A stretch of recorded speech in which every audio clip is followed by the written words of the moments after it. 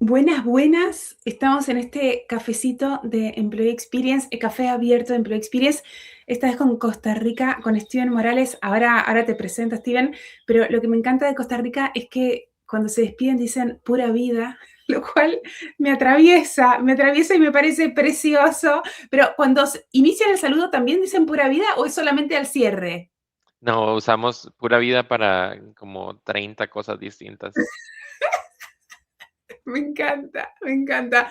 Bueno, acá les presento a Steven Morales que él nos va a contar, él es un friki compartidor de People Analytics y digo compartidor porque es de estas personas que crean comunidad, que generan recursos para otros, porque realmente en esto de compartir hay un aprendizaje que vuelve y que se vuelve colectivo y que sigue creciendo entre todos. Así que, Steven, te paso el micrófono para que te presentes y nos cuentes un poquito de estos aprendizajes que estás teniendo entre People Analytics y este inicio de la era de la inteligencia artificial y de estas cositas nuevas que se vienen para la audiencia. Hola Verónica, muchas gracias por invitarme al café. Aquí, bueno, ya que estamos café en mano y, y no, listo para conversar.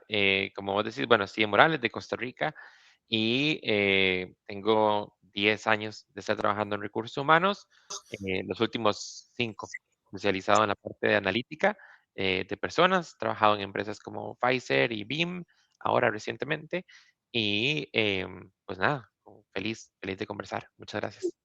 Muy bien, es interesante este tema de las métricas que hay tanto para hablar, tanto para hablar. Eh, Voy a empezar con esto, con el Employee Journey. Ahora después nos derivaremos, pero hay algo muy importante que tiene que ver con esta comprensión de esta big picture, ¿no? Digamos, de este principio a fin que en algunos países, en algunas empresas están un poquito más avanzados, en otros todavía como que no se diseña, no se entiende esto como un todo coherente. Y el tema de no entenderlo como un todo coherente es que primero no hay un sello de experiencia único, entonces la marca empleadora va cambiando como de personalidad. Acá es divina, acá no tanto, acá bueno, no. Entonces va mutando, es una marca empleadora mutante. Y por otro lado, lo que suele pasar cuando no se diseña el Employee Journey es que, por ejemplo, la salida no se diseña, en verdad. O sea, ni se diseña. Y no solamente no se diseña, sino que no se mide. Y no se mide nada. Y lo que no se mide no se optimiza, como dice la gran frase célebre. Y sumo algo más, y ahora te paso el micrófono para que cuentes un poco sobre este tema de la medición del Employee Journey. Es que algo, bueno, yo soy una friki de las mediciones y de la investigación y bla, bla, bla. Es que cuando las cosas no se miden en el momento, el recuerdo, la mente cambia ese recuerdo. Mm. Hace tiempo conocí una empresa que el proceso onboarding, bueno, más bien, la única encuesta que hacían la hacían en noviembre, diciembre. Y era como, pero ¿en qué momento preguntan sobre el onboarding? Bueno, en noviembre, diciembre. O sea, si el onboarding lo tuviste en octubre, noviembre, quizás te acuerdes. Si el onboarding lo tuviste en enero, quizás la memoria haya distorsionado un poquito y quizás esa data no sea tan rigurosa, digamos, o más bien no sea tan útil, tan útil. Entonces lo que termina pasando es que muchos equipos de talento tienen fotografías borrosas de la experiencia, ¿no? Entonces, algo fundamental es medir las cosas en el momento, y también entender cómo medirlas para que no haya sesgos, ¿no? No medir acusando, sino medir desde la experiencia, qué me pasa a mí sin acusar, porque también eso generaría sesgos. Imagínense que me pregunten, califica a tu jefe. Bueno, eso va a un sesgo implacable y esa fotografía no sirve para tomar decisiones, ¿no? Entonces, a ver, Correcto. te pasa el micrófono para hablar de estas cosas. No, yo creo que lo primero ahí que me parece muy importante es que mencionabas que muchas empresas no hacen la parte de escoger el journey o entender el journey de su empresa. Creo que hay muchas que inclusive el tema es, es que somos una empresa muy pequeña y por eso no lo hacemos. Y creo que eso debería ser para cualquier empresa. Todos los tamaños de empresa deberían llegar y decir, ok, este es nuestro ideal de journey, ¿verdad? Aquí, y la parte, como vos decías, entender a dónde nos conectamos con nuestros empleados, ¿verdad? Entonces, el empleado entra. Hay veces en que algunas empresas hacen una encuesta en los primeros días en la que evalúan la parte de reclutamiento, ¿verdad? luego un check-in que les llaman a los 30 días, a los 60 días, a los 90 días, para entender, por ejemplo, cómo les está yendo en el onboarding, en qué estamos fallando, de repente, de entender algo tan pequeño como nuestro equipo de IT no tenía su computadora lista o su equipo listo o los accesos listos, a entender que, no sé, de repente en algunas empresas mucho más grandes, la persona entró y los tiraron al agua y no saben dónde están, nadie le dijo de los beneficios, nadie le explicó de estas partes, ¿verdad? Entonces, todo eso, como vos dices, es una cosa que se pueden medir, pero hay que tener claro el decir, ok, bueno, este más o menos es como se ve como la vida de mi empleado y en estos momentos distintos es donde me conecto con el empleado. Y agrego nada más un ejemplo más ahí, que a grandes rasgos mucha gente mide después o crean métricas, por ejemplo, como rotación del primer año, ¿verdad? Y la rotación del primer año em, es un buen número para entender si la gente se me va o no durante el primer año o cuánta gente contrato y se va después de menos de un año, pero en ese primer año hay miles de cosas que pasan. La gente que rota a los primeros días de haber sido contratada y la gente que rota en el mes 10 o 11 no se van por las mismas razones, ¿verdad? Entonces, poder entender y partir esos momentos de los empleados de nosotros en donde podemos tomar esas mediciones y poder ir haciendo cambios, ¿verdad? Para mejorar. Me encanta. ¿Y cómo sientes que la inteligencia artificial está ayudando al mundo de People Analytics? Bueno, ha cambiado muchísimo el mundo de People Analytics en los últimos años. Creo que una parte de mí que me emociona muchísimo, especialmente es en la parte de Employee Experience y la parte de encuestas, por ejemplo, especialmente en poder tabular retroalimentación en Open Text, ¿verdad? La gente que en esas cajas de comentarios. Creo que antes lo que pasaba, muy honestamente, era que la gente hacía, las empresas hacían estos pulsos que hacen una vez al año, cada 6 meses, ¿verdad? Y el pulso te permitía entender razones a grandes rasgos, ¿verdad? De qué podía andar mal, em, pero mucha gente se esmeraba muchísimo en escribir en la caja de texto y eso tomaba semanas, sino meses en poder entender y acomodar el texto, etcétera. Y algunas herramientas lo más que hacían era hacerte como una nubecita con las palabras más grandes o más pequeñas, que eso realmente no te ayudaban nada. Y ahora lo que nos permite la inteligencia artificial, por ejemplo, un uso de la inteligencia artificial en ese aspecto es poder agarrar todo ese texto y entender lo que la gente está diciendo, ¿verdad? Entonces creo que eso es muy, muy poderoso. En la parte de People Analytics, bueno, ha cambiado muchísimo, no solamente en la parte de listening, sino en la forma en que reclutamos, en la parte, en los contactos en la parte que automatizamos procesos, ¿verdad? Desde crear documentos hasta contactar personas. Em, Creo que la única salvedad ahí que yo hago en esto es, em, hay usos que son muy, muy buenos. Poder decir, bueno, vamos a escuchar mejor a la gente, para mí es un super uso. Em, pero yo creo que el Departamento de Recursos Humanos, People Analytics o el Departamento de Recursos Humanos en sí, como tal, tiene que asegurarse de que se usen para el bien. No sé si me explico con eso, pero la línea entre utilizar la inteligencia artificial para algo bueno y malo, en algunas partes es muy, muy delgada. Entonces, creo que es A ver, importante que vamos a que dar poner. un ejemplo del mal. Bueno, un ejemplo del mal, por ejemplo, hay empresas que hacen estos estudios de las ONAs, de esas organizaciones, de esas neuronales dentro de las empresas, que permiten entender, por ejemplo, quiénes dentro de nuestra empresa son como los influencers, ¿verdad? Que la gente que se contacta con más gente o la gente, o entender cómo entre departamentos, quiénes son los puntos entre la gente entre que se conectan, etcétera, ¿verdad? Y eso te permite entender muchísimo a través de qué personas son muy importantes y de repente no lo hemos visto y qué personas son fundamentales para que todas estas cosas funcionen. Entonces, las redes neuronales son muy, muy importantes. Algunas empresas que hacen estudios de redes neuronales utilizan las herramientas de conversación, ¿verdad? Ya sea Teams o chats o, eh, Slack, ¿verdad? Para poder entender quiénes conversan con quiénes y cómo nos conectamos, ¿verdad?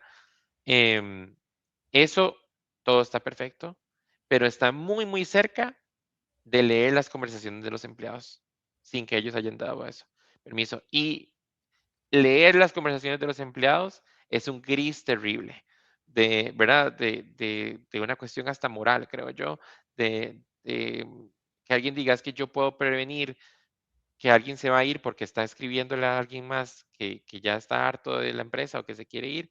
Creo que esa parte es donde te digo, creo que recursos humanos o People Analytics o en sí tiene que ser muy cuidadoso de que las herramientas se utilicen para bien, em, porque en el arte de lo posible, en todas las cuestiones que se abren hacia nosotros, creo que recursos humanos tiene que asegurarse de seguir siendo humano, de que seguimos defendiendo a los seres humanos, de que seguimos defendiendo al empleado y qué posición tenemos, ¿verdad? Entonces creo que es muy, muy importante eso. Tremendo. Me haces acordar un libro que leí hace muchos años de Byung-Chul Han. Bueno, soy fanática de Byung-Chul Han. Creo que me leí casi todos sus libros. Eh, es un filósofo coreano que vive en Berlín y que da clases de filosofía en Berlín. Y uno de sus tantos libros se llama La sociedad de la transparencia y habla justamente del manejo de datos. Entonces, y está esta dualidad entre básicamente del panóptico del control, ¿no? El panóptico de los campos de concentración, donde básicamente, y todo hay transparencia. Y en otro libro que leí hace poco de él mismo, no me acuerdo si era un libro que se llama Sobre Dios de él u otro que leí antes, hablaba de que en realidad la transparencia se necesita cuando no hay confianza. Mm, Porque en verdad, o sea, es como esta cosa las parejas tóxicas, ¿no? Tipo, no, necesito la transparencia de poder ver tu móvil, tu celular, como bueno, entonces no hay confianza, ¿no? Digamos.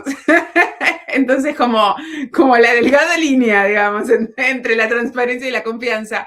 Pero entonces, ¿cómo generar estos espacios humanos donde la privacidad siga formando parte y también se construya confianza, ¿no? Se sí. construya, básicamente, Sí, básicamente. es que en ese caso yo creo que para agregar ahí, em, sí, si haces, por ejemplo, si volvemos a la parte de las encuestas, ¿verdad? Y los pulsos y todo, creo que un problema que vos puedes tener es que la gente no quiera responder a las encuestas si piensan que o no estamos actuando en la información que nos dan, es decir, dan la retroalimentación todos los años, dicen esto está mal y no lo cambiamos, o dan la retroalimentación y esa retroalimentación se usa para el mal, ¿verdad? Entonces, es decir, yo dije algo y por dicho no ha pasado nunca en una empresa en la que yo estoy, pero es el chiste de yo dije algo en una encuesta anónima